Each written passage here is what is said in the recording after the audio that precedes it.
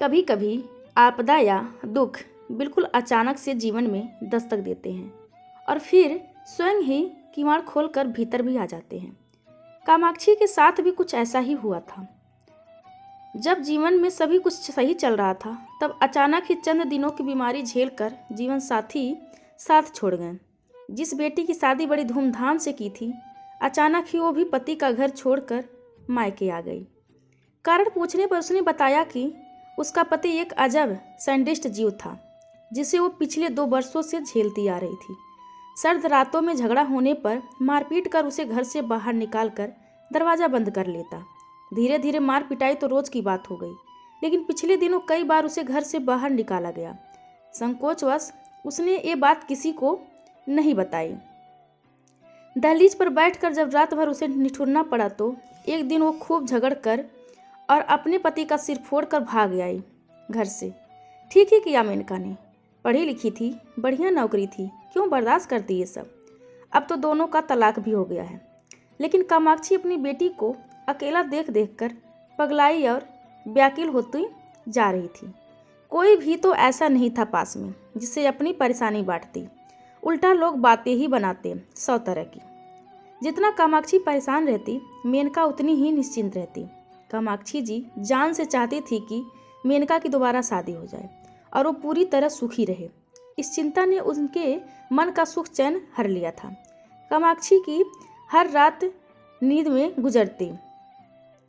उसे लगता कि कहीं ऐसा ना हो कि उसकी बेखबर नींद में मेनका के लंबे अनिश्चित भविष्य का कोई बुरा सपना आकर उसे डराकर चला जाए। मेनका उम्र के 33वें साल में थी। अब उतार की यात्रा शुरू हो रही थी, लेकिन अब भी वो आकर्षक है, बल्कि इस आकर्षक में परिपक्वता और गहराई तो अब आती ही जा रही है। लेकिन अगर अभी उसने अपना जीवन साथी नहीं चुना, तो ऐसा ना हो कि बहुत देर हो जाए। कामाक्षी को अपना समय याद आया, जब वो युवा थी और उसके पिता उसके विवाह के लिए चिंतित थे। तब समय अलग था, जहाँ माता पिता ने अच्छा घर वर देखा, लड़कियों ने का शादी करी और निभा ले गईं। बड़े बुजुर्ग हमेशा से कहते आए थे, जोड़ियाँ तो ऊपर वाला बनाता है। लेकिन फिर मेघना की जोड़ी कैसे टूट गई, पता नहीं मेनका का दूसरा विवाह हो सकेगा या नहीं।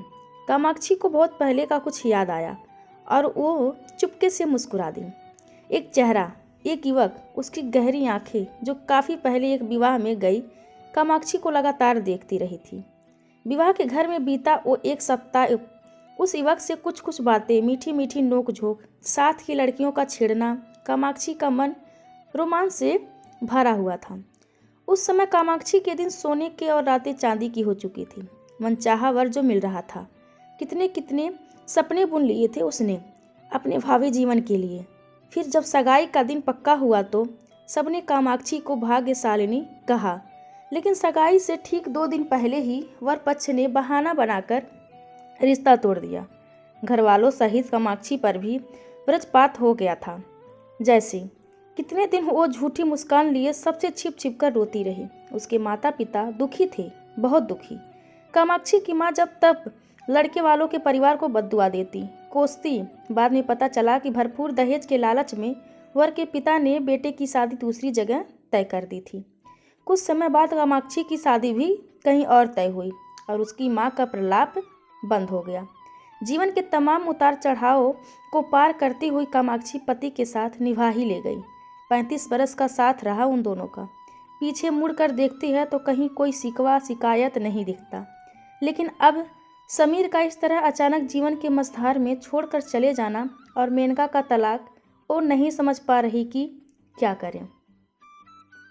आमतौर पर उसने देखा कि एकांकी लड़कियां रूखी और चिड़चिड़ी हो जाती हैं, लेकिन मेनका तो तलाक के बाद और भी काव्यात्मक और कोमल हो गई थी। काफ़ी खुश रहने लगी थी, अपने पर कुछ अधिक ही ध्यान देती थी। कहीं कोई निराशा उस पर हावी नहीं होती थी। एक दिन बारिश के मौसम में जब मेनका बरसती घटाओं के साथ गुनगुनाती हुई गमले में अकेले लगी गुलमोहर से बतियाते हुए उसे बोगनवेलिया के बीच सरका रही थी, तब कामाक्षी ने उसे रोककर पूछा, तुझे अगर कोई लड़का पसंद हो तो तू ही बता। नौकरी करती है, बाहर जाती है, कितने लोगों से मिलना जुलना होता होगा, कोई तो पसंद होगा।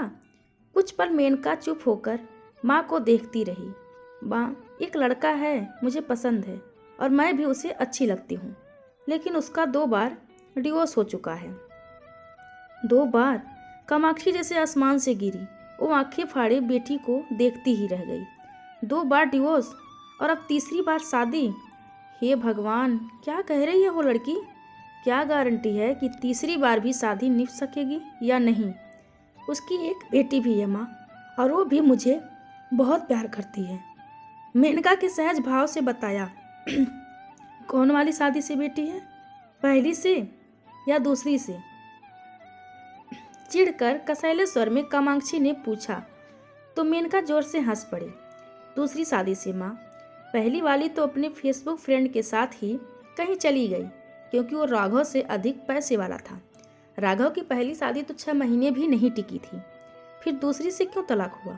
इसने छोड़ा उसे कि उसने जरूर लड़के में ही खोट होगा। कामाक्षी दुखी थी कि मेनका ने कैसा लड़का चुना है अपने लिए। मेनका ने कामाक्षी का सफ़ेद पड़ता चेहरा देखा तो कंधे से पकड़कर उसे सोफे पर बिठा दिया। बोली, फिर तो समझ लो माँ कि पूरे खानदान में ही खोट है, क्योंकि राघव के पिता का भी डिवोर्स हो चुका है। तब तो तू स्वेच्छा से कुएं में कूदने जा रही है। एक बार धोखा खा चुकी है तो दोबारा कुछ ऐसा मत कर कि पछताना पड़े। कामाक्षी रोने को हो गई। माँ, एक बार राघव से मिलो तो तुम्हें पता चलेगा कि मेरा चुनाव गलत नहीं है। राघव के दूसरे डिवोर्स का किस्सा भी तुम्हें बता दूं, ताकि बाद में कोई सवाल जवाब ना रह जाए। जिन दिनों राघव विदेश में था, उसकी दूसरी पत्नी उसे छोड़कर एक विदेशी के साथ चली गई, क्योंकि उसे वापस इंडिया आना ही नहीं था। उसे बेटी का भी मोह नहीं था और राघव को बेटी से अथाह प्रेम था, सो वो बच्ची को अपने साथ इंडिया ले आया। वो मेरा दर्द समझता है, क्योंकि उसने भी धोखा खाया है। तो ये थी पूरी कहानी। अब कहो तो राघव के घर चलें हम दोनों? मेनका ने हंसकर कहा तो कामाक्षी सुबकने लगी। कैसा समय आ गया है ये, सब कुछ कितना सहज सामान्य रूप से लेती है ये आज की युवा पीढ़ी। तू नहीं और सही, और नहीं और सही वाला समय आ गया है। 2 दिन बाद कामाक्षी और मेनका राघव के घर चाय पर आमंत्रित थे। हालांकि क्योंकि मेनका ने बताया था कि राघव के पिता व्हील चेयर पर हैं। ड्राइंग रूम में बैठा राघव उन लोगों के साथ कुछ देर औपचारिक बातचीत करता रहा, फिर भीतर चला गया। देविका, उसकी 8 साल की बेटी, कमरे में ही थी, प्यारी और भोली। कामाक्षी का मन भर आया। कैसी निष्ठुर और स्वार्थी माँ रही होगी जो इतनी प्यारी बच्ची को छोड़ गई। थोड़ी ही देर में राघव व्हील चेयर पर बैठे पिता को बाहर लाता है। कामाक्षी को उनका चेहरा काफ़ी पहचाना लगा। 35-36 सालों में चेहरा अनुभव की झुर्रियों से भर ही जाता है। उनके सिर के घने सफ़ेद बालों को देखते हुए कामाक्षी के दिल पर स्मृतियों ने दस्तक दी। ये वही हैं? वही तो नहीं? नहीं, हाँ ये वही हैं, शेखर। शायद तभी राघव के पिता पूछ बैठे, अगर मैं गलत नहीं हूँ तो आप कामाक्षी सिन्हा है ना? वो मुस्कुरा रहे थे और कामाक्षी को पुराने दिन याद आए जब वो 19 बरस की थी। वो असहज हो उठी थी। कुछ औपचारिक बातें चलती रहीं। उसके बाद राघव और मेनका बाहर लॉन में चले गए। कामाक्षी की आंखों में उतर आए सैकड़ों प्रश्न चिन्हों का पहचान। शेखर कह उठे, तुम्हारा दोषी हूँ मैं कामाक्षी। एक पत्र भेजे थे, कई पत्र भेजे थे मैंने, लेकिन किसी का भी जवाब मुझे नहीं मिला। कामाक्षी ने उन दिनों की याद की जब उसका मन बुरी तरह टूटा था। उसकी सहेली के पते पर 3-4 पत्र आए थे शेखर के, लेकिन उसने उन्हें बिना पढ़े ही फाड़ दिया था। तुम्हारी पत्नी कहाँ है आजकल? कामाक्षी ने अस्फुट स्वर में कहा, हाँ मेरी पत्नी। शेखर व्यंग से हंसे। भरपूर दहेज लेकर आने वाली मेरी पत्नी क्या मेरे मध्य वर्गीय परिवार को निभा पाती? पिताजी की हर मांग पूरी हुई, लेकिन मुझे घर जमाई बनना पड़ा। फिर भी ठीक ठाक निभ रही थी, लेकिन शादी के 2 बरस बाद एक कार एक्सीडेंट में मेरी दोनों टांगें जाती रही। तब तक राघव हो चुका था। रीनी ने कुछ दिनों तो मुझे बर्दाश्त किया, लेकिन फिर उसकी लगातार उपेक्षा मेरे लिए असहनीय होती गई। मैं अपने घर लौट आया, हमारा तलाक हो गया। रीनी को दूसरी शादी करनी थी और ये लोग राघव को अपनाने को तैयार नहीं थे। इसीलिए राघव मेरे पास आ गया, मेरे जीने का सहारा। शेखर फीकी से हंसी हंस दिए। धोखा तो राघव के साथ भी हुआ, बहुत दुख होता है उसके लिए, लेकिन मुझे विश्वास है कि वो मेनका उसे संभाल लेगी। मेरे राघव के लिए मुझे मेनका दे दो माँ कामाक्षी। शेखर के होठ कांप रहे थे। कामाक्षी गंभीर थी। उसने आगे बढ़कर शेखर की दाहिनी हथेली अपनी दोनों हथेलियों में थाम कर कहा, मेनका आपकी ही अमानत है शेखर, हौसला रखिए, आपका संघर्ष मैं समझ सकती हूँ। उसका स्वर भीग गया। शेखर ने किसी तरह स्वयं को संतुलित किया। तब तक राघव और मेनका लौट आए थे। कामाक्षी ने उन दोनों को पास बुलाकर उनके सिर पर अपना हाथ रख दिया और दिल से कामना करी कि ये जोड़ी हमेशा सुखी रहे, सलामत रहे। मैं कितना खुशनसीब हूँ कामाक्षी कि मुझे मेनका जैसी बहू के साथ साथ तुम जैसी मित्र भी मिल गई। शेखर ने कहा तो कामाक्षी चौंक गई। मित्र? तमाम उम्र उसे कोई मित्र तो सच में नहीं मिला। पति के मित्र और उनकी पत्नियां ही उसकी मित्र रहीं। अब जीवन की सांझ बेला में शेखर जैसा मित्र।